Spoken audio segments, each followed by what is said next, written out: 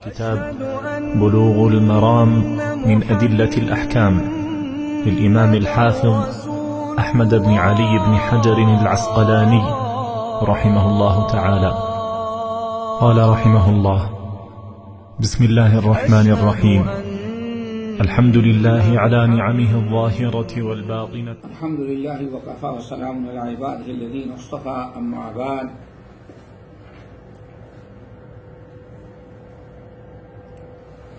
فعن سليمان ابن بريدة عن أبيه رضي الله تعالى عنه قال: كان رسول الله صلى الله عليه وسلم يعلمهم إذا خرجوا إلى المقابر أن يقولوا: السلام عليكم على أهل الديار من المؤمنين والمسلمين وإنا إن شاء الله بكم للاحقون نسأل الله لنا ولكم العافية. رواہ مسلم.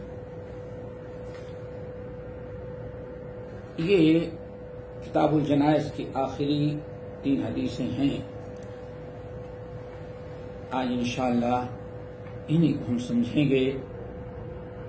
پہلی 2 حدیثوں میں تو زیارت قبور کی دعائیں بتائی گئی ہیں.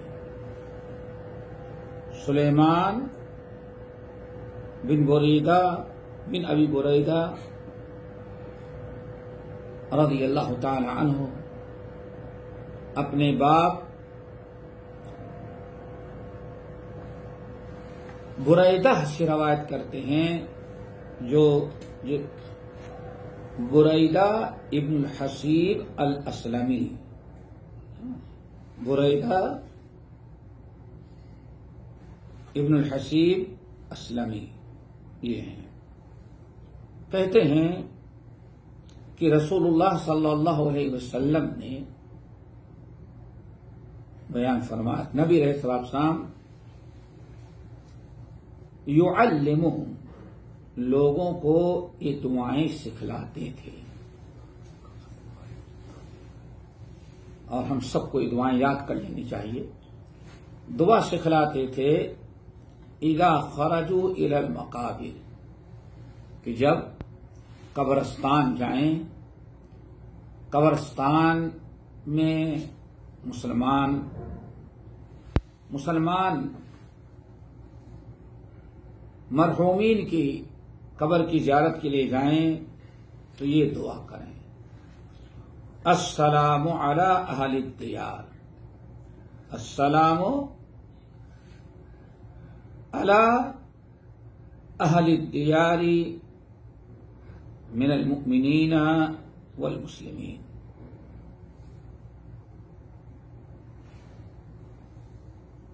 سلامتی ہو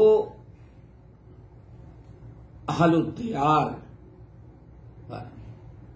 دیار سے مراد یہاں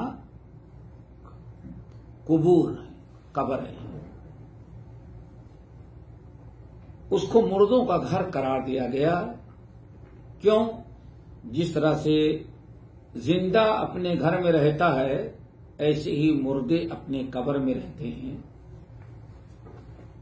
وہاں ان کی جو قیامت تک کے لیے رہائش ہے، اسی رہائش کی مناسبت سے قبر کو بھی گھر قرار دیا گیا. یہ مردوں کا گھر ہے. السلام علیکم علی اہل الدیار من المؤمنین والمسلمین، چاہے مسلمانوں اور ایمان والوں. السلام علی اہل الدیار من المؤمنین والمسلمین. جتنے بھی اس قبرستان کے اندر مسلمان اور ایمان والے ہیں، سب پر سلامتی، کسی کا نام نہیں لیا. یہاں مؤمنین اور مسلمین سے یہ قید جو لگی ہے، اس کا مطلب یہ ہے کہ کسی کافر کی قبر کی زیارت نہیں ہے، اور جانے کے بعد ان کے حق میں دعا نہیں کریں گے. مسلمانوں کی، ایمان والوں کی قبر کی زیارت کی جائے گی. وَإِنَّا إِن شَاءَ اللَّهُ بِكُمْ لَلَاحِقُونَ. اور انشاءاللہ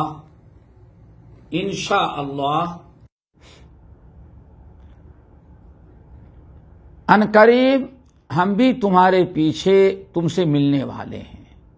اللہ اکبر. یہ زندوں کے لیے بڑی عبرت. نبی علیہ السلام زندوں کو یہ سکھلا رہے ہیں کہ مردوں کو دفنا کر کے بالکل اپنے آپ کو بے خبر نہ کر لو. مردوں کو دفناؤ اور جو دعا پڑھتے ہو جب زیارت قبور کے لیے جاؤ تو کہو وَإِنَّا إِن شَاءَ اللَّهُ بِكُمْ لَلَاحِقُونَ. اور ہم لوگ یعنی ہم لوگ مراد زندے لوگ، ہم جو زندہ لوگ ہیں ان قریب ہم لوگ بھی آپ سے ملیں گے، ملنے والے ہیں. بس آگے پیچھے کا معاملہ ہے. سابق کہتے ہیں پہلے والے کو اور لاحق کہتے ہیں بعد والے. وَإِنَّا إِن شَاءَ اللَّهُ بِكُمْ لَلَاحِقُونَ. یقیناً ہم بھی تم سے ملنے ہی والے ہیں. آدمی مردے کو دفنائے اور قبرستان میں جب بھی قبر کی زیارت کے لیے جائے تو اس کے اندر یہ احساس ہو کہ جو مر چکے ہیں یہی نہیں، ہم جو زندے ہیں، جو بھی 2 سال 20 سال 25 سال زندہ ہیں، لیکن مرنے کے بعد ہمیں بھی ایسے ہی قبر میں آنا ہے. اور جن مردوں کو ہم رخصت کر رہے ہیں ہمیں بھی ایک دن انہی کے پاس جانا ہے. یہ انسان سوچے، یہ بہت ہی عبرت کی چیز ہے. آج اگر انسان اس چیز کو سوچے گا تو کبھی ہنستا ہوا قبرستان نہیں جائے گا، مذاق نہیں سوچے گا. لیکن آج قبرستان میں بھی لوگ بیٹھیں گے انتظار میں تو وہاں بھی موت کو یاد کرنے کے بجائے اپنا مستقبل کا انجام سوچنے کے بجائے وہاں بھی مذاق کرتے رہتے ہیں. وَإِنَّا إِن شَاءَ اللَّهُ بِكُمْ لَلَاحِقُونَ. تیسری چیز نسأل اللہ لنا ولکم العافیہ. نسأل اللہ لنا ولکم العافیہ. اور ہم اللہ تعالی سے سوال کرتے ہیں اپنی بھی عافیت کا اور تمہاری بھی عافیت کا، کہ اللہ ہم کو بھی عافیت میں رکھے. اور آپ جہاں جا رہے ہیں سب سے پہلا مرحلہ عذاب قبر کا ہے. اللہ تعالیٰ آپ کو بھی قبر میں عافیت سے رکھے، اور ہم جب آئیں قبر میں تو ہم کو بھی اللہ تعالیٰ عافیت میں رکھے. اللہ انسان آج قبر کی زیارت کے لیے جاتا ہے، پھول مالے کچھ اور لے کر کے گیا، ہاتھ اٹھایا، دعا، بس واپس آ گیا. کبھی یہ نہیں سوچتا اللہ یہ ہمارے جتنے مسلمان بھائی مدفون ہیں ان کو عافیت نصیب فرما. عذاب قبر، عذاب کی پریشانی، قبر کی پریشانیوں سے اللہ تعالیٰ ان کو بھی آفت میں رکھنا اور اللہ ہم کو بھی عافیت میں رکھنا. یہ پیاری دعا ہے، اس کو یاد کر لینا چاہیے. السلام علیکم علی اہل الدیار من المؤمنین والمسلمات والمسلمین وإنا إن شاء اللہ بکم للاحقون. نسأل اللہ لنا ولکم العافیہ. دعا. اور یہاں دعا میں ایک اور چیز ہے، ہمیشہ اس کو یاد رکھنا چاہیے. جب انسان ہاتھ اٹھا کے دعا کرتا ہے تو سب سے پہلے اپنے لیے دعا کرتا ہے. سنت یہ سب سے پہلے اپنے لیے دعا کرو. پوری دعائیں آپ پڑھ ڈالیں حدیث قرآن کی، سب سے پہلے اپنے لیے دعا، پھر اس کے بعد دوسروں کے لیے دعا. نسأل اللہ لنا ولکم. اپنے لیے بھی عافیت مانگتے ہیں اور تمہارے لیے بھی عافیت مانگتے ہیں. اس حدیث کو امام مسلم رحمۃ اللہ علیہ نے نقل کیا ہے۔ صحیح مسلم وغیرہ کی ایک حدیث اور ہے، اس کو بھی سمجھنا چاہیے اور وہ دعا بھی یاد کریں۔ ام المومنین عائشہ رضی اللہ تعالی عنہا کہتی ہیں، میں نے پوچھا یا رسول اللہ، اگر ہم قبر کی زیارت کے لیے جائیں تو کیا پڑھیں؟ ام المومنین عائشہ رضی اللہ تعالی عنہا کہتی ہیں کہ میں نے کہا یا رسول اللہ، جب ہم کبھی قبرستان میں قبر کی زیارت کے لیے جائیں تو کیا پڑھیں؟ تو اللہ سن فرمایا قولی، عائشہ جب تم قبر کی زیارت کے لیے جاؤ تو پڑھو السلام علی اہل الدیار من المسلمین والمؤمنات یرحم اللہ المتقدمین منکم والمتأخرین انا انشاء اللہ بکم للاحقون۔ یہ بڑی پیاری دعا ہے، اس کو بھی یاد کرنے کی کوشش کریں۔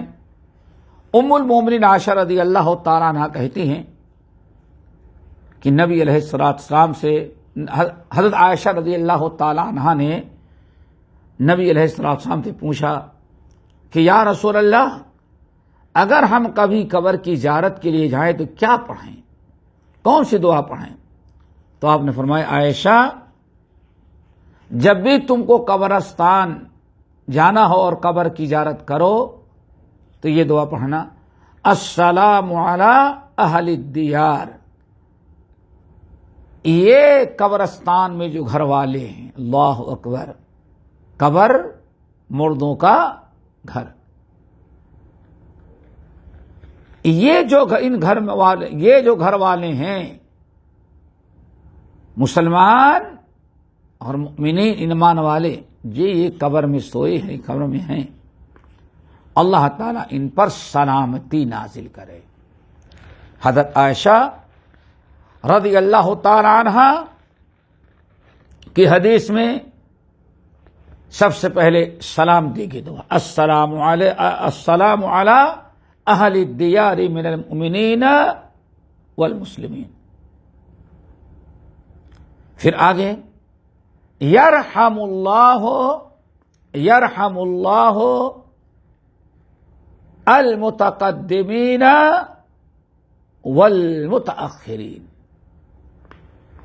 ہاں، اللہ تعالی اپنی رحمتیں نازل فرما ہمارے ان بھائیوں پر، ان بہنوں پر جو پہلے گئے ہیں یا بعد میں قبرستان کے آئے، متقدمین اور متاخرین، جو بھی اللہ قبرستان میں موجود ہے، اللہ ان سب پر رحم فرما۔ وَإِنَّا إِنشَاءَ اللَّهُ بِكُمْ لَلَاحِقُونَ، اور اے قبر والو، انشاءاللہ ان قریب ہم بھی تم سے ملنے والے ہیں۔ آج تم کو جدا کیے، آج تم کو ایک عرصہ پہلے تمہارے اہل ویال نے یہاں دفنایا، ہم زندے بھی ان قریب آگے پیچھے اور تمہارے ہی پاس آنے والے ہیں۔ یہ حضرت عائشہ رضی اللہ تعالی عنہا کو اللہ رسول نے دعا سکھلائی تھی۔ یہاں ایک بڑا اہم مسئلہ ہے، مسئلہ وہ یہ ہے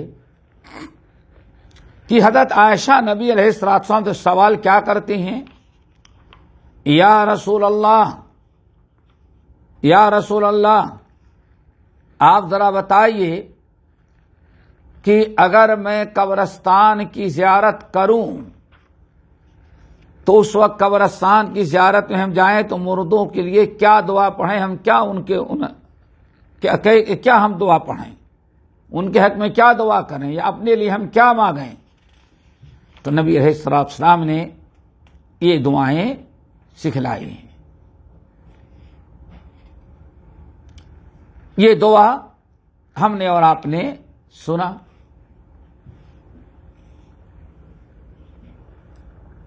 ام المومنین عائشہ رضی اللہ تعالیٰ عنہ کا یہ کہنا کہ اللہ رسول جب ہم قبر کی زیارت کے لیے جائیں، اللہ رسول نے نہیں فرمایا کہ تم عورت ہو کے کیسے جاؤ گے قبر کی زیارت کے لیے.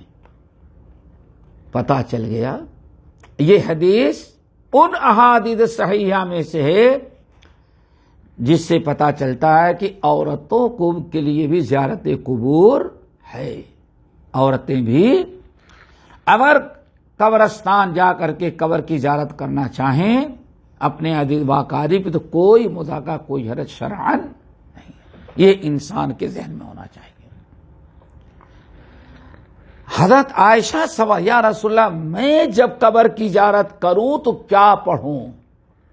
اس کا مطلب ہے کہ اگر نبی علیہ السلام قبر کی، یہ سوال حضرت عائشہ کے بتاتا ہے کہ نبی علیہ السلام کی طرف سے قبر کی زیارت کرنے کی اجازت مل چکی تھی.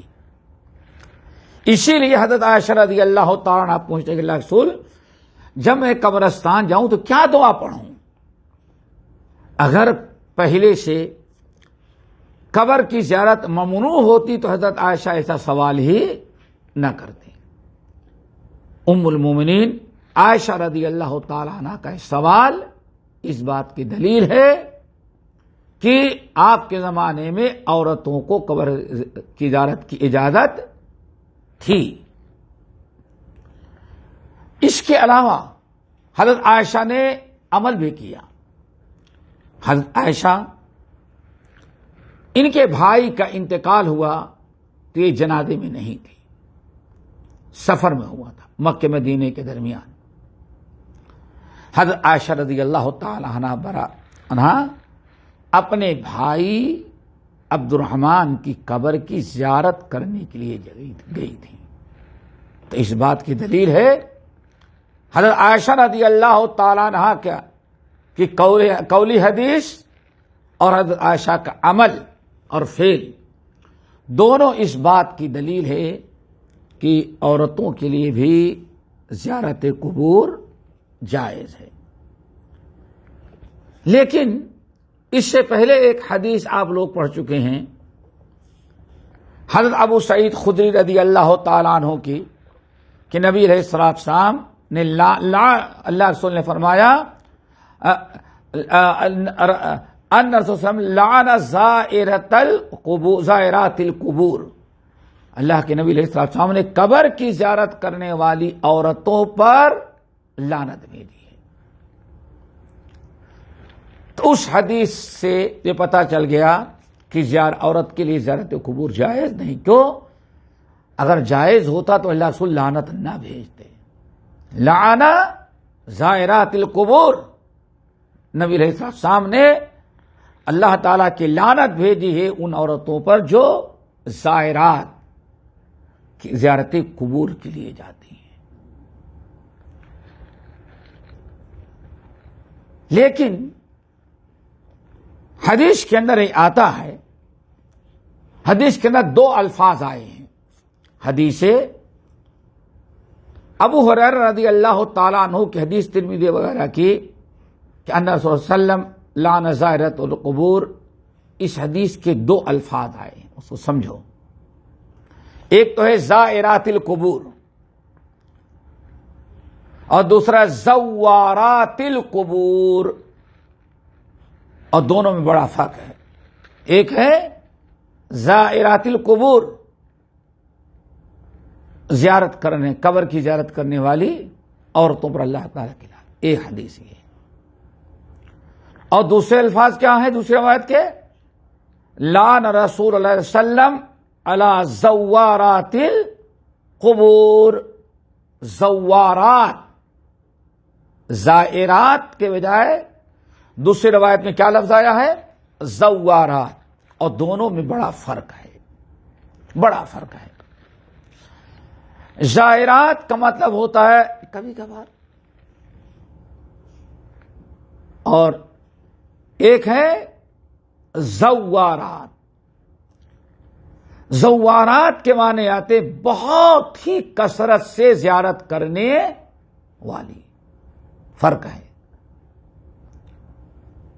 اسی لیے بہت سارے محدثین نے کہا زائرات القبور یہ لفظ منکر ہے، اصل کیا زوارات القبور.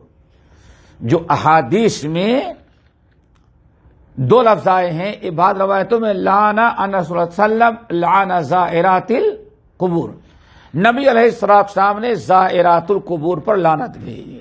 یہ زائر کی جمع جو کبھی چلی گئی، ایک مرتبہ گئی اس کو بھی زائر کہتے ہیں، سال میں ایک مرتبہ گئی اس کو بھی زائر کہتے ہیں.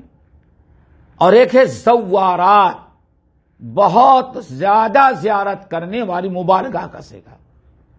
جب دیکھو پہنچی ہوئی ہے قبر، کہاں جا رہے؟ قبر کی زیارت کے لیے جا رہی، اپنے ماں کی زیارت، اپنے باپ کی زیارت، قبرستان میں قبر جا رہی ہوں. تو دونوں میں فرق ہے. بہت سارے محدثین نے کہا یہ جو دو لفظ آئے ہیں زائرات اور زوارات، اس میں بسند صحیح جو الفاظ ثابت زوارات کے ہیں، زائرات کے ہیں، سمجھ گئے نا؟ زوارات کے ہیں، زائرات کے نہیں ہیں. اور زوارات کا مطلب ہے بہت زیادہ زیارت کرنے والے. تو جو حدیث کے اندر نبی علیہ السلام نے لعنت بھیجی ہے وہ زائرات نہیں بلکہ زوارات، بہت کثرت سے قبرستان جا کر کے مردوں کی زیارت کرنے والی. اللہ کے رسول نے اس سے منع کیا. اگر کبھی کبھار کوئی عورت چلی جاتی ہے قبر کی زیارت کے لیے تو کوئی متعلقہ کوئی حرج نہیں ہوگا. اس حدیث کا یہ مطلب ہے. اب زوارات سے کیوں منع کیا گیا بہت زیادہ زیارت کرنے کی؟ تو آپ حضرات جانتے ہیں بہت آسان سا معاملہ ہے. ایک عورت اگر جب دیکھو قبر کی زیارت کے لیے جا رہی ہے تو ہو سکتا ہے اس کے گھر کا سارا نظام درہم برہم ہو جائے. بچے، شوہر، گھر کی ذمہ داری، اگر وہ بہت جانے لگے زیارت کے لیے تو اس کے گھر کا سارا نظام درہم برہم ہو جائے گا. اور ہو سکتا ہے اس میں زوجین کا آپس میں ٹکراؤ اور جھگڑا بھی ہو جائے. اس لیے شریعت نے بہت زیادہ زیارت کرنے سے منع کیا. اور اگر کبھی کبھار زیارت کر لے تو شرعاً کوئی حرج نہیں ہے. جیسے کہ ام المومنین عائشہ رضی اللہ تعالی عنہا قبر کی زیارت کرتی تھیں. یہاں ضمنی طور پر ایک بات اور بتا دیں اور وہ بھی یاد رکھیں، یہ اسی حدیث سے تعلق رکھتے ہیں کہ یہاں زیارت قبور کا تذکرہ ہے، قبرستان کی زیارت. اور زیارت بھی اگر قبرستان جائے عورت تو اس کی دو شرطیں ہیں. ایک تو کبھی کبھار، اور دوسرے صرف عبرت اور نصیحت اور دعائے مغفرت کے لیے جائے. اور خالی ہاتھ جائے گی، نہ چادر لے جائے، نہ اگربتی لے جائے، نہ دال لے جائے، نہ کھجور کے پتے اور کھجور کی ڈنڈی لے کر کے جائے. مین مقصد ہے زیارت قبور سے میت کے حق میں دعائے مغفرت کرنا، اور زیارت کرنے والا میت کے مردوں کی موت سے عبرت اور نصیحت. یہ دو مقصد ہیں. ان کے علاوہ اور ایک تیسری چیز ہے، عورت زیارت کے لیے جائے تو شرعی حدود اور قیود پردے کا لحاظ ہو، مردوں کے ساتھ اختلاط نہ ہو. یہ سب خیال رکھنا چاہیے. یہاں جو ایک مسئلے کی وضاحت کرنی ہے وہ یہ کہ آیا درگاہوں کی زیارت، عام قبرستان کی زیارت تو ثابت ہے، درگاہوں کی زیارت، اور درگاہوں ہی کی زیارت زیادہ کی جاتی ہے، قبرستان کوئی نہیں جاتا. محلے کے گینے چنے لوگ ہوں گے جو جاتے ہوں گے قبرستان، لیکن مرد عورت چھوٹے بڑے بوڑھے جوان جو جاتے ہیں درگاہ کی زیارت کے لیے، تو سب سے پہلی چیز اللہ کے نبی علیہ الصلوۃ والسلام نے بسند صحیح بہت ٹھوس حدیث آپ نے فرمایا لا تشد الرحال الا الى ثلاثه مساجد، شد رحال، لا تشد الرحال الا الى ثلاثه مساجد، اجر و ثواب نیکی، اجر و ثواب اور نیکی کے غرض سے آدمی اگر سفر کر سکتا ہے دور دراز کا تو صرف 3 چیز کے لیے، لا تشد الرحال الا الى ثلاثه مساجد. سمجھے پہلے، شد رحال اس کو کہتے ہیں، یعنی بڑے اہتمام کے ساتھ سفر کی تیاری کر کے آدمی اگر اجر و ثواب اور نیکی کی نیت سے سفر کرتا ہے تو صرف 3 مسجدیں ہیں. کتنی مسجدیں ہیں؟ 3، مسجد حرام، مسجد نبی اور مسجد اقصی. یہ تینوں کا ثابت ہے، صراحت کا دلہ سنیں. اب ان تینوں کے علاوہ اجر و ثواب کی نیت سے آدمی کہیں نہیں جا سکتا، جائز نہیں ہے. آج انسان ملک کے ایک کنارے سے لے کر کے دوسرے کنارے تک کا لمبا سفر کرتا ہے، خود بھی جاتا ہے، بیوی بھی جاتی ہے، عورتوں کی بھیڑ لگی رہتی ہے. کیوں؟ فلاں جگہ کوئی درگاہ ہے، کوئی بابا اور کوئی بزرگ کی قبر ہے. اسلام میں اس کی اجازت نہیں ہے. درگاہ کی زیارت اور وہاں جانا اس کی اجازت نہیں ہے. 2 وجہ. نمبر ایک اس طرح کا سفر کر کے جانا اللہ کے رسول نے اس سے منع کیا ہے. نمبر دو یہ دوسری چیز یاد رکھیں، وہ یہ کہ زیارت قبور 2 مقصد کے لیے ہے. 2 مقصد کے لیے. نمبر 1 میت کے حق میں دعائے مغفرت. نمبر 2 اپنے لیے عبرت تذکرکم الآخرہ، فکر آخرت پیدا کرنا، اور قبرستان کی زیارت سے آخرت کی فکر پیدا ہوگی، انسان آخرت کو یاد کرے گا.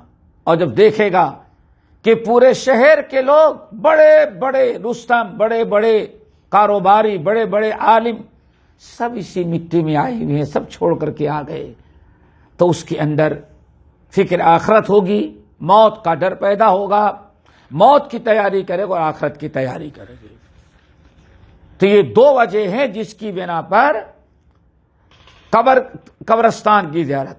نمبر 1 فکر آخرت، نمبر 2 میت کے حق میں دعائے مغفرت. یہ 2. آج آپ یہ تینوں چیزیں آپ دیکھیں، درگاہ کی جو زیارت ہے ان میں ان تینوں چیزوں میں کوئی شرط نہیں. نمبر 1 آدمی سفر کرتا ہے تو اتنا اجر و ثواب کی نیت کرتا ہے کہ جیسے ہمارے بر صغیر مشہور ہے، جو انسان 2 مرتبہ اجمیر کی زیارت کر لے اس کو حج اکبر کا ثواب ملتا ہے. حج اکبر کا.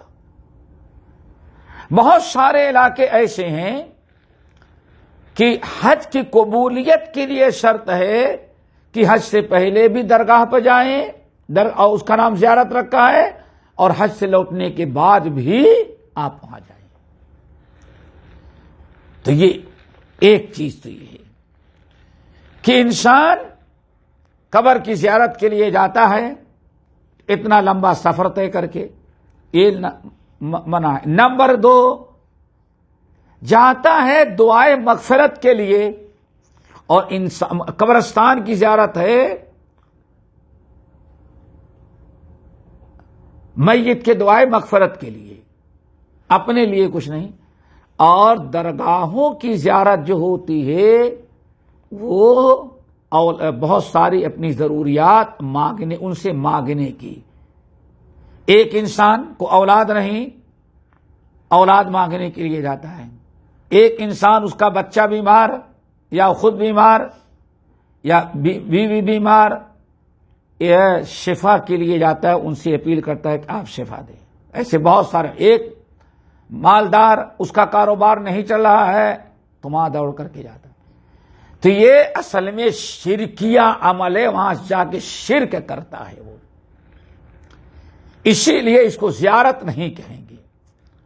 اور اس طرح کی زیارت کرنا جائز نہیں ہے، غیر شرعی جائز۔ کوئی چادر چڑھانے، کوئی اگربتی سلگانے، کوئی غریبوں کو تقسیم کرنے کے لیے، ان تمام نیتوں سے جو قبر مزار کی اور کسی درگاہ کسی بزرگ کی زیارت کی جاتی ہے، ایسا سفر کرنا جائز نہیں ہے۔ اور بغیر سفر کے بھی وہیں قریب کا کوئی انسان جا کر کے ان سے مانگتا ہے اور ان کے منکرات میں شامل ہوتا ہے تو یہ بھی اس کے لیے جائز نہیں۔ تیسری چیز، آدمی جائے تو موت کو یاد کرے، فکر آخرت۔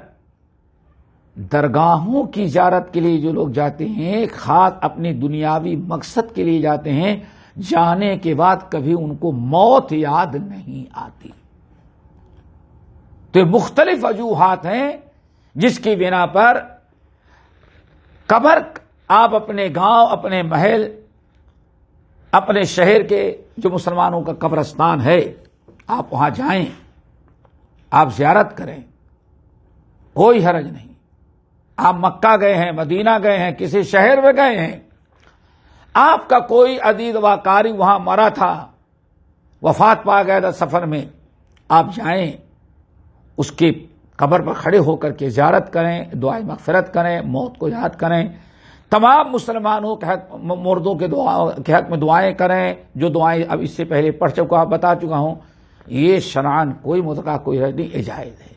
مسئلہ یہ ہے آج جس نیت سے درگاہ کی زیارت ہوتی ہے اور نام اس کا رکھا ہے زیارت جا رہے ہیں، یہ غیر شرعی زیارت ہے، شریعت اس کی اجازت نہیں دیتا۔ کیوں؟ زیارت قبور جس مقصد کے تحت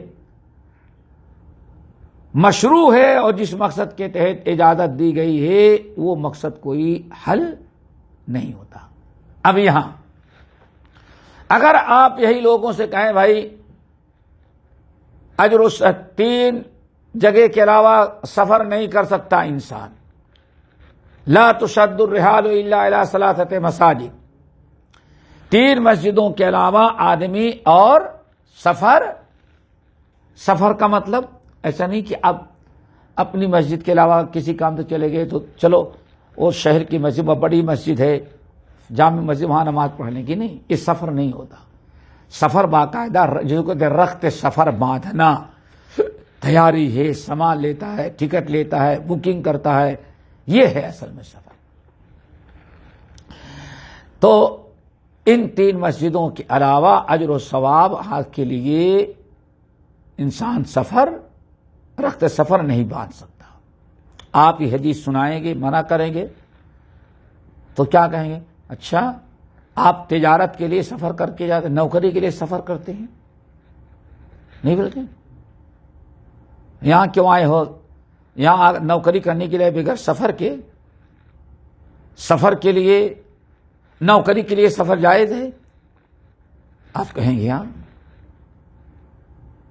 علاج معالجے کے لیے سفر جائز ہے؟ آپ کہیں گے ہاں بالکل صحیح۔ گھومنے ٹہلنے کے لیے جائیں، جائز دنیا میں، اور ولیوں کے درگاہ کی زیارت کرنے کے لیے جائیں تو ناجائز۔ یہ سوال کیا جاتا ہے۔ تو یہاں ایک چیز ہم نے بتایا وہ یاد رکھیں، وہ بڑا اہم ہے۔ ہم نے بار بار کہا کہ اللہ رسول نے منع کیا اجر و ثواب مغفرت اور بخشش کی نیت سے کسی اپنے مسجد کو، اپنے شہر کو چھوڑ کر کے کہیں اور کا سفر کرنا یہ جائز نہیں ہے. اجر و ثواب کے لیے، عبادت کے لیے، نیکی کے لیے. صرف 3 مسجدیں. آپ یہ سوچیں ابو ظبی کی بڑی مسجد ہے، چلو آج وہاں نماز پڑھتے ہیں زیادہ ثواب پائیں گے، تو یہ شد رحال ہے. اسلام نے اس سے منع کیا. آپ اپنی مسجد کو چھوڑ کر کے ویران کر کے وہاں نہ جائیں. لیکن کوئی انسان کہتا ہے چلو مسجد اقصی میں نماز پڑھ کر کے آئیں. سفر کرنا جائز. کیوں؟ جو ثواب وہاں ملے گا دنیا میں کہیں نہیں ملتا. مسجد نبوی کا یہی وہاں ملا اور مسجد حرام کا. تو سب سے بڑی چیز یہ نقطہ یاد رکھیں، جو کہتے ہیں سب ہر چیز کا سفر کر سکتے ہو، زیارت کا سفر کرنا ناجائز تو شرک ہو جائے گا. تو یہ آپ کہیں دنیا کی بات نہیں ہو رہی ہے، دنیا کی چیزوں کے لیے، نوکری کے لیے اللہ رسول نے کس سے منع کیا ہے؟ دین، اجر و ثواب کی نیت سے. فرق محسوس معلوم ہو گیا؟ نوکری کے لیے سفر کرنا، کاروبار کے لیے سفر کرنا اسلام سے پہلے بھی کرتے تھے لوگ، اسلام کے بعد بھی، لیکن اللہ رسول نے کسی کو منع نہیں کیا. نوکری کے لیے اللہ رسول نے کبھی نہیں منع کہا. سیروا فی الارض، زمین کی سیر کرو، دیکھو اللہ کی نشانیاں. اللہ نے منع نہیں کیا. کیوں؟ ان کا تعلق دین سے نہیں ہے، ثواب، اجر و ثواب کی نیت نہیں ہے، بلکہ وہاں کیا ہے؟ دیکھنا ہے، گھومنا ہے، روزی روٹی کمانا ہے. یہاں مسئلہ اجر و ثواب کی نیت سے. اور دوسری بڑی اہم چیز وہ بھی یاد رکھیں کہ بہت ساری چیزیں ایسی ہیں جن کا تعلق دنیاوی معاملات سے ہے، اللہ کے رسول اسلام نے ان کی اجازت دی ہے. مثلا تجارت کا سفر اسلام نے جائز قرار دیا، کوئی بات نہیں. علم حاصل کرنے کے لیے سفر کرنا، لوگ کہیں اچھا علم حاصل کرنے کے لیے آپ گئے تھے؟ تو علم حاصل کرنے کے لیے سفر کرنا یہ بھی کتاب و سنت سے ثابت ہے. نمبر 1، نبی علیہ السلام نے متعدد احادیث کے اندر فرمایا من سلک طریقا یطلب فیہ علما سہل اللہ لہ طریقا الی الجنہ. جو انسان علم حاصل کرنے کے لیے راستہ چلتا ہے، اللہ تعالیٰ اس راستے کی برکت سے اس کے لیے جنت کے راستے آسان کر دیتے ہیں. ایک حدیث. نمبر 2، صحابہ کرام رضوان اللہ علیہم اجمعین نبی علیہ السلام کے بعد بھی اور زمانے میں بھی کہ علم حاصل کرنے کا سفر کرتے رہے. بعض صحابہ کرام نے مصر سے شام تک کا سفر کیا صرف ایک حدیث حاصل کرنے کے لیے. بعض صحابہ کرام نے مدینے سے مصر کا سفر کیا صرف ایک حدیث سننے کے لیے. تو یہ سفر، اس میں کوئی مذاکرہ، کوئی حرج نہیں ہے. پھر جب نبی علیہ السلام نے کے بعد بھی صحابہ کرام، جابر بن عبداللہ، انیس، بہت سارے صحابہ کرام جو سفر کرتے رہے، پھر آئے قرآن کے رب دیکھتے ہیں تو موسیٰ علیہ السلام نے اتنا لمبا سفر کس کے لیے کیا تھا؟ علم حاصل کرنے کے لیے، جس کا تذکرہ سورۃ الکہف کے اندر ہے اور زیادہ تفصیل صحیح بخاری کی روایت میں ہے. تو یہ علم حاصل کرنے کا سفر کرنا، تجارت کے لیے سفر کرنا، دنیاوی کام کے لیے سفر کرنا، یہ ساری چیزیں کتاب و سنت سے ثابت ہے. اس میں کوئی مذاکرہ، کوئی حرج نہیں. بعض اہل علم سے کسی نے پوچھا، بعض محدثین سے، کیا یہ جو آپ لوگ علم حاصل کرنے کے لیے اتنا لمبا سفر طے کرتے ہیں، کیا یہ جائز ہے؟ اس کا ثبوت ہے کہیں قرآن و حدیث میں؟ اللہ اکبر۔ تو عالم دین نے قرآن پاک کی آیت سورۃ توبہ کی آیت پڑھی، کہا دیکھو یہ اللہ نے سفر کا علم حاصل کرنے کے لیے سفر کا حکم دیا۔ فلولا نفر من كل فرقة منهم ليتفقهوا في الدين ولينذروا قومهم اذا رجعوا اليهم۔ اللہ اکبر۔ فلولا نفر من كل فرقة منهم طائفة ليتفقهوا في الدين وما كان المؤمنون لينفروا كافة۔ یہ دو جملے پورے مکمل ہیں۔ اللہ رب العالمین نے ان آیات میں علم حاصل کرنے کے لیے سفر کرنے کا حکم دیا ہے اور رغبت دلائی ہے۔ تو اس لیے یہ درگاہوں کا سفر جو کرتے ہیں، کبھی علم کا سفر، تجارت کا سفر، اس کو حجت نہیں بنا سکتے۔ حدیث اپنی جگہ پر لا تشد الرحال الا الى ثلاثة مساجد۔ اسی لیے تقریباً سارے علماء اس بات کے پر متفق رہے، یہ بھی اچھی طرح سے یاد رکھنا۔ اور یہی چیز تھی جو امام ابن تیمیہ کو طرح طرح کی صدائیں اور طرح طرح کی مشکلات کا سامنا کرنا پڑا۔ سمجھیں پہلے، آیا کوئی انسان مدینہ جا رہا ہے تو مسجد نبوی کی نہیں بلکہ صرف زیارت قبور کی نیت کرتا ہے؟ ہاں، زیارت قبور نہیں، ہم نبی علیہ السلام قبر کی زیارت کے لیے جاتے ہیں، اس نیت سے سفر نہیں کرے گا۔ اللہ کے رسول نے مسجد کے سفر کرنے کا حکم دے، قبر کی نہیں۔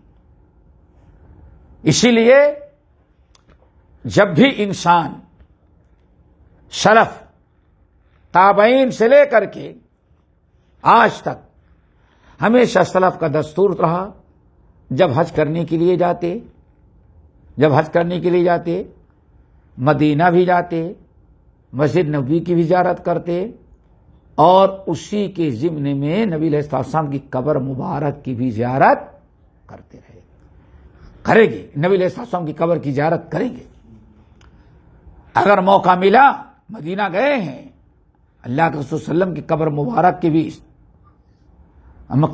کی بھی زیارت کریں گے، ابو بکر عمر کی بھی زیارت کریں گے، اور موقع ملا جنت البقیع بھی جائیں گے، ہم زیارت کریں گے۔ لیکن مسئلہ ہے کہ مدینہ کس نیت سے جائیں گے؟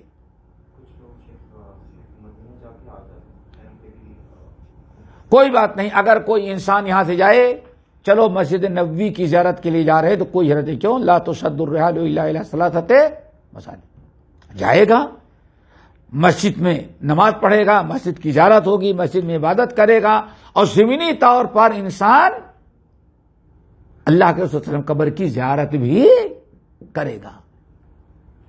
اسی چیز کا ابن تیمیہ رحمۃ اللہ علیہ انکار کیا، نہیں مدینہ جائیں گے تو قبر کی زیارت کی نیت نہیں بلکہ کس کی اصل نیت ہوگی؟ مسجد نبوی میں نماز پڑھنے کی، ہم ہی پڑھیں گے۔ لیکن ہے کہ اللہ کے رسول کی قبر کی زیارت سے منع کر رہے ہیں، مسئلہ سفر کا کرنا ہے، نیت کیا ہوگی؟ یہی ابن تیمیہ رحمۃ اللہ علیہ نے کہا، نبی علیہ السلام قبر کی زیارت سے کہیں نہیں منع کیا، کہتے اس حدیث کی روشنی میں اور صحابہ کا جو عمل تھا، کس کی نیت سے سفر کرتے تھے؟ مسجد نبوی۔ یہ ابن تیمیہ نے کہا، اسی لیے بڑی مشکلات آئیں، اور اس کے بعد بھی اللہ اکبر، دیکھو طائف کے اندر ایک قبر تھی، ختم کر دی گئی، جس کے بارے میں مشہور رکھا تھا کہ عبداللہ بن عباس کی قبر ہے، درگاہ بنا رکھا تھا۔ تو مدینے وغیرہ کے بہت سارے لوگ، یہ جو توحید والی حکومت نہیں تھی نا، ترکیوں کی جو حکومت تھی، شرکیہ کفریہ بدعتیوں کی، جو انہوں نے کفر و شرک پھیلایا تھا، تو سارے جھوٹی درگاہیں بھی بنا رکھے تھے، وہاں جاتے تھے۔ مسجد نبوی کا امام ایک گیا تھا، اور جو وہاں سے زیارت کر کے آئے تو سارے محلے کے لوگوں سے جا کے ملتا تھا اور نذرانے ملتا. بھائی یہ بڑا مقدس آدمی ہے، ہمارے اوپر بڑا احسان کیا کہ طائف سے درگاہ کی زیارت کر کے آیا تو برکت دینے کے لیے ہمارے گھر بھی آیا. وہ اس نیت سے جاتا اور اس کو پیسے ملتے تھے. ایک بنگالی مولوی صاحب تھے بیچارے، اپنے بنگال کے تھے، وہ آ کر کے وہاں آباد تھے. اس وقت جہاں جب ویزے وغیرہ کوئی ضرورت نہیں پڑتی تھی، اور تھے بڑے کڑک توحید والے. مسجد نبوی کا امام جب لوٹ کر کے آیا تو ایک مجلس میں گیا ملنے کے لیے، وہاں ہمارے بنگالی عالم بیٹھے ہوئے تھے. سب لوگوں نے کہا مبارک مبارک مبارک مبارک. انہوں نے کہا لا مبارک. بنگالی نے کہا لا مبارک. بڑے کڑک توحید سنت والے تھے. کہا کیوں؟ کہا ایسی زیارت شرکیہ زیارت، اس سے کیا مبارکباد دیں گے؟ بس اس بنگالی معمر آدمی تھے، دیندار، بنگال چھوڑ کر کے صرف مسجد نبوی کی محبت میں وہاں گئے تھے. یہی توحید کی بات کی، امام غصہ ہوا، یہاں شکایت کی وہاں شکایت کی. اتنی مشکلات آئی بیچارے کو مت پوچھو، بڑی مشکلات آ گئی ان کو. اور انہی مشکلات کی بنا پر ان کے جتنے ساتھی تھے حدیث کا نام نہیں لے سکتے تھے. ایک شیخ احمد تھے ان کے ساتھی، بنگالی گروہ تھا یہ، وہ حدیث کا درس دیتے تھے. ان کو منع کیا گیا، جیل میں ڈالا گیا. آخر کار ایک حلوائی تھا، اس حلوائی کے یہاں جاتے مٹھائی لے کے کھاتے، پھر پیچھے کا جو کمرہ ہوتا تھا حلوائی کا، جہاں کبھی ایک کمرہ بنا رکھا تھا، اس کمرے میں بیٹھ کے حدیث کا درس دیتے تھے شیخ احمد. لیکن ان کے بھی پیچھے پڑ گئے، نہیں دینے دیا. سی آئی ڈی نے بتایا یہ لوگ جو ہیں وہ جا کر کے حدیث پڑھتے ہیں، روک دیا گیا. تو یہ بڑے مسائل تھے. دیکھو زیارت نبی علیہ السلام کی قبر کی زیارت سے کسی عالم نے نہیں منع کیا، لیکن زیارت کو واجب اور فرض یا زیارت کے لیے نیت سے سفر کرنا، مسجد کو پیچھے ہٹا کر کے وہ تو جائیں کہ زیارت کرنے کے لیے، اصل تو زیارت کریں گے لیکن ضمنی طور پر کیا کریں گے؟ مسجد سے بھی فائدہ اٹھا لیں گے. تو نیت کی بات ہے، نیت کا انکار کیا سلف نے کہ مسجد نبوی کی زیارت، مسجد کی زیارت کی نیت ہوگی، قبر کی زیارت اس کے تابع ہوگی. اب وہاں جائیں گے تو کر لیں گے، لیکن مین مقصد، مین نیت جو ہے وہ زیارت قبر کی نہیں ہو. اور یہی چیز ہوئی تھی. مولانا محمد بشیر شہ سمانوی حج کے لیے آئے اور مکے میں زیادہ ٹائم لگ گیا. بہت بڑے عالم تھے. کچھ ایسے حالات پیدا ہو گئے کہ ان کو مکے سے واپس آنا پڑا، مدینہ تک نہیں جا سکے. وہ وہاں سے واپس آ گئے. پورا اس وقت کا متحدہ ہند جو تھا، اہل حدیث کے علاوہ سارے مکتب فکر علماء میدان میں آ گئے. اس کا حج نہیں ہوا.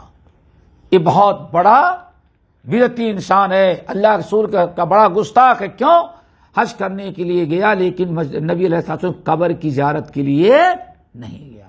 یعنی ہمارے بر صغیر میں زیارت نبی علیہ السلام کی قبر کی مبارک کی زیارت حج کے واجبات میں سے سمجھایا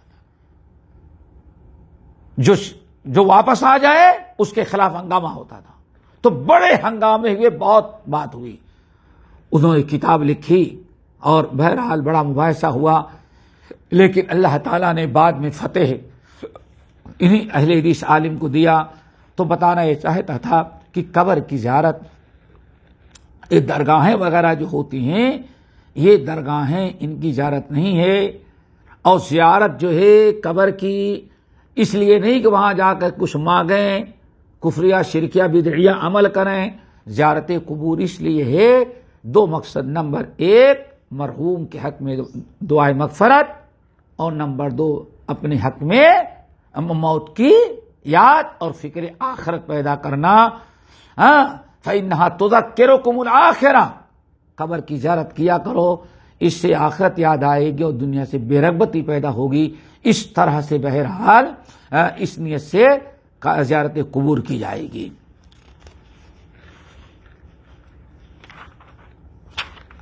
حضرت عبداللہ بن عباس رضی اللہ تعالیٰ عنہما کی حدیث، ایک حدیث اور ہے۔ عبداللہ بن عباس رضی اللہ تعالیٰ عنہما کہتے ہیں مر رسول اللہ صلی اللہ علیہ وسلم بقبور المدینہ، نبی علیہ السلام مدینہ طیبہ کی قبرستان اور مقبرے کے قریب سے گزر رہے تھے۔ فاقبل علیہم بوجہہ، نبی علیہ السلام قبروں کی طرف آپ نے رخ کر لیا۔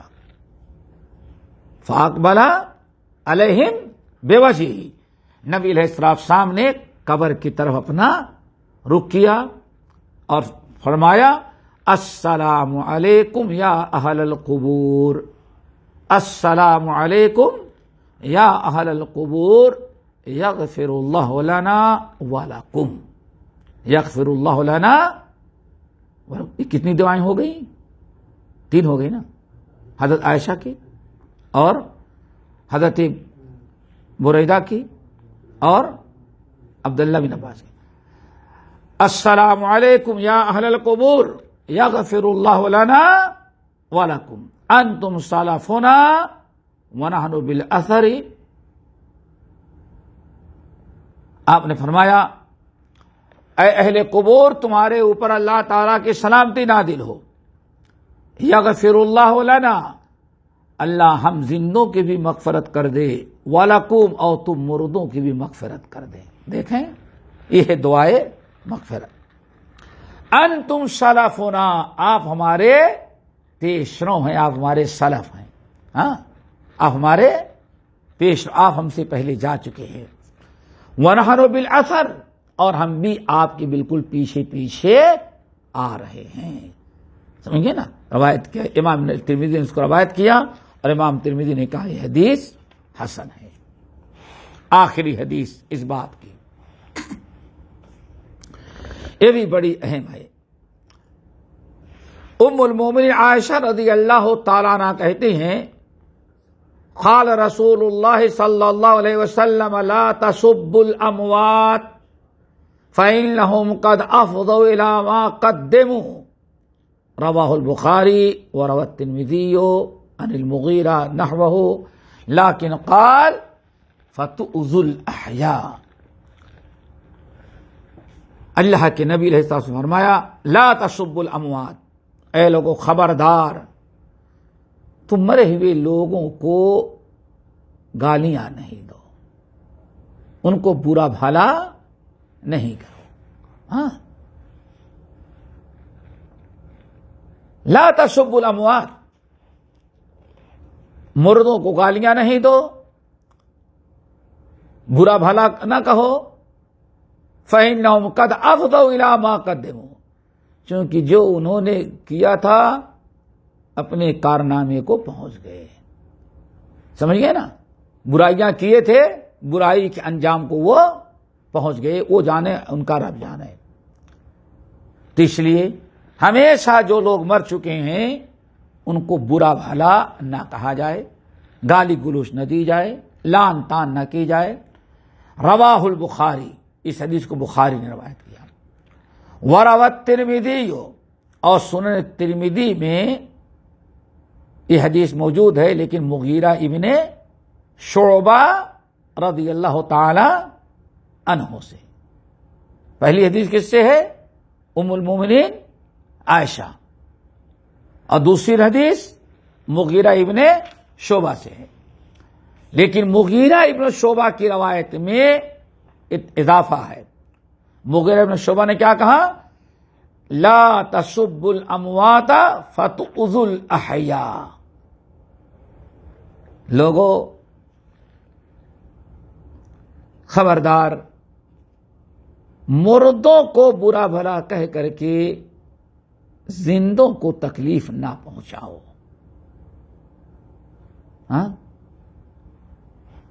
آپ کسی کے ماں باپ کو برا بھلا کہیں گے، وہ تو تھا برا، لیکن آپ اس کا برائیوں کو تذکرہ کریں گے لوگوں کے سامنے تو اس کی اولاد کو تکلیف ہوگی، اس کے بیٹے کو برا لگے گا، گھر والوں کو برا لگے گا، بھائی بہنوں کو برا لگے گا۔ کون اپنے بھائی کی، اپنے شوہر کی، اپنی بیوی کی، اپنے بیٹے کی، اپنے باپ کی شکایت سننا چاہتا ہے، وہ بھی مر جانے کے بعد؟ تو اللہ رسول نے منع کیا کہ خبردار میت کو نہ، جو لوگ مر چکے ہیں ان کو گالیاں نہ دو، ان پر لعن طعن نہ کرو، ان کو برا نہ کہو۔ فَإِنَّهُمْ قَدْ أَفْضَوْا إِلَىٰ مَا قَدَّمُوا، چونکہ وہ جو کیے تھے، جو اچھائیاں یا برائیاں کی تھی، اس کے انجام کو پہنچ گئے، اس کا پھل انہیں اب ملتا ہوگا۔ اس لیے تمہیں کوئی فائدہ تو نہیں ہوگا، بس یہ ہے کہ زندہ جو ہیں ان کو تکلیف پہنچے گی۔ تمہارے کہنے سے نہ اللہ عذاب میں اضافہ کرے گا، اور تمہارے خاموش رہنے سے نہ تو اللہ ان کو اسے معاف کرے گا، اللہ کا معاملہ وہ تو اللہ کے حوالے ہیں۔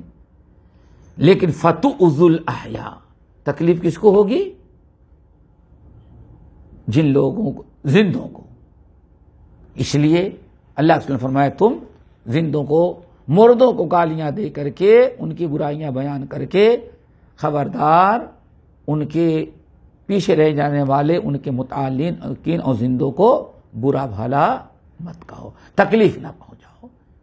لیکن ایک چیز یہاں یاد رکھیں، کچھ دینی معاملات ایسے ہیں، دینی معاملات، اہل بدع یا اور کچھ لوگ ہیں، کبھی علم کے میدان میں تحقیق کے لیے، حدیث بیان کرنے کے لیے، کبھی ان لوگوں کا تذکرہ کرنا پڑتا ہے جنہوں نے بدعتیں ایجاد کی یا اسلام کے خلاف باتیں کی، کتاب و سنت کی تعویلیں کی، اسلام کو بدلا، اسلام کو نقصان پہنچایا۔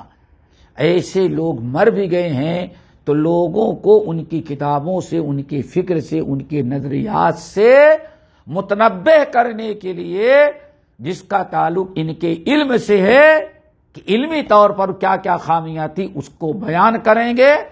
ان کے اپنے ذاتی معاملات، بیوی بچوں کے جو ہو، اس کے اندر ہم دخل نہیں دیں گے۔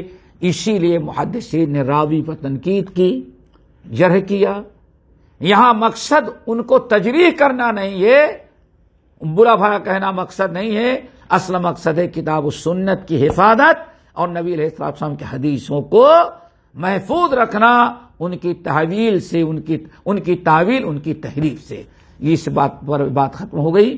اللہ تعالی ہم سب کو جو کتاب الجنائز ہم نے پڑھا ہے اور سمجھا ہے، اللہ تعالی اس کو یاد رکھنے، اس پر عمل کرنے کی توفیق نصیب فرمائے۔ اب اس کے بعد انشاءاللہ اگلے ہفتے کتاب الزکوٰۃ شروع ہوگی۔ کتاب الطہارہ ہم نے پڑھ لیا، کتاب الصلاۃ اور بہت ساری چیزیں، کتاب الجنائز بھی آ گئی۔ اب جو ہے انشاءاللہ کتاب الزکوٰۃ، اور یہ باب بڑا اہم ہوگا، اور اس کو بہت ہی توجہ کے ساتھ، تفصیل کے ساتھ انشاءاللہ ہم سمجھانے کی کوشش کریں گے۔ اس لیے تمام ساتھیوں سے اپیل کریں گے کہ اس کو خوب غور سے سنیں، اور اگر گھر میں بیٹھے ہیں تو اپنی بیوی بچے، اہل و عیال کو بھی شامل کریں، تاکہ زکوٰۃ کے مسائل اچھی طرح سے یاد ہو جائیں۔ اقول قولی ھذا واستغفر اللہ من کل ذنب واتوب الیہ۔ اگر کوئی گھومنے کا نیت سے گیا ہے، ہاں جیسے بڑی مسجد دیکھنے کے لیے، ہاں، ابوظبی کا مسجد ہے، اس طرح دیکھو ثواب کی نیت سے نہیں، تاریخی طور پر اگر انسان گیا ہے کہیں گھومنے کے لیے، ٹہلنے کے لیے، اور مسجد بھی تاریخی ہے، اور وہاں گیا، نماز کا وقت ہو گیا، سمجھ گئے نا، تو کوئی حرج نہیں ہے وہاں نماز پڑھنے میں۔ ہاں، اگر کوئی دلی گیا ہے، لال قلعہ گیا، مسجد میں نہ اذان ہوتی ہے، موتی مسجد میں ہوتی ہے؟ نہیں ہوتی، بند پڑی ہے، لیکن نماز کا وقت ہو گیا، اتنی خوش نصیبی کیا ہوگی کہ اگر آپ ذرا صاف ستھرا کر کے آپ نماز پڑھ لیں، کوئی حرج نہیں ہے۔ لیکن اس نے لال قلعہ میں فلاں بادشاہ نے بنائی ہے، چلو زیادہ ثواب ملے گا، یہ نہیں ہوگی۔ لیکن یورپ جیسے ہے، یورپ یورپ میں بہت ساری مسجدیں ایسی ہیں جو مسلمانوں بنائی تھی، آج تاریخی طور پر ہیں، لیکن اس میں نماز پڑھنے کی اجازت نہیں ہے. تو اجازت نہیں ہے تو ہم دیکھ کر کے آ جائیں گے، بلکہ مسجد میں داخل ہو تو پہلے ہی نماز نہیں پڑھنا. اور تم سوچو کہ کسی ستون کے آڑ میں تو کیمرہ فٹ کر رکھا ہے ظالموں نے، اور پولیس گھومتی رہتی ہے کہ کہیں کوئی کھمبے کے آڑ میں پڑھ تو نہیں رہا، تو نہیں پڑھیں گے کیوں بلا وجہ. بس اللہ تعالیٰ سے دعا کریں ظالموں کو ختم کرے، مسجد پھر ہمارے قبضے میں آ جائے. تو اگر کہیں گھومنے ٹہلنے کے لیے گیا، کوئی تاریخی مسجد دیکھنے کے لیے گیا ہے، نماز کا وقت آ گیا تو پڑھ لے گا، اس نیت سے نہیں کہا اس میں سوال ملے گا. قطب مینار دلی کا ہے، لازمی چیز ہے. ایک مسجد کا مسجد الایمان، تقویت الایمان نام تھا مسجد کا. 150 کھمبے بنے، مر گیا، نئی مسجد تعمیر ہوئی. اب مسجد کا پورا ڈھانچہ بنا ہے، وضو خانے کی جگہ بنی ہوئی، سب کچھ بنی ہے. اب سوچے نہیں یہ تو بڑا ثواب کا کام ہے. نہیں، ثواب نہیں ہے، لیکن یہ کہ اتنے بڑے کھنڈرات پڑے ہوئے ہیں، نماز کا وقت آ جائے، اگر کوئی حکومت کی طرف ممانعت نہیں ہے، نماز کا وقت آ گیا، وضو آپ کا کیے ہوئے ہیں، تو روڈ کے بجائے اگر اسے ہی پڑھ لیں گے تو کوئی مزہ کا کوئی حرج نہیں. مسئلہ سفر کرنا ہے.